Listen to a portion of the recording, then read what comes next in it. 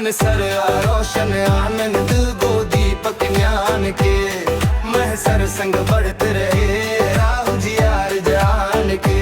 खान सर रोशन आनंद गो दीपक ज्ञान के महसर संग बढ़ते रहे राहु जी यार जान के। पढ़ाई के बात बतावेलन मेहनत के राह देखावेलन छात्रन के सपना सजावेलन आगे बढ़े के सीख सिखावेलन। खान सर रोशन आनंद गो दीपक ज्ञान के महसर संग बढ़ते रहे राहु जी यार जान के।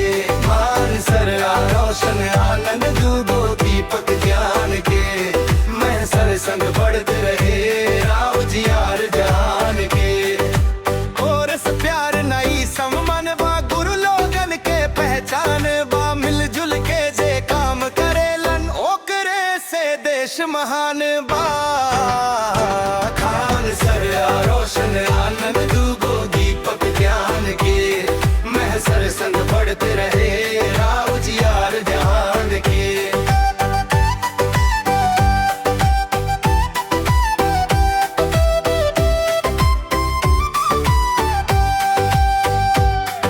किताबन के रोशनी फैलल गाँव गाँव ज्ञान के बात युवा मन में हिम्मत जागल मिले सफलता के सौगात।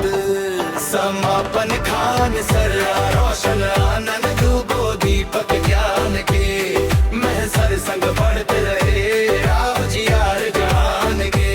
खान सर रोशन आनंद गो दीपक ज्ञान के महसर संग बढ़ते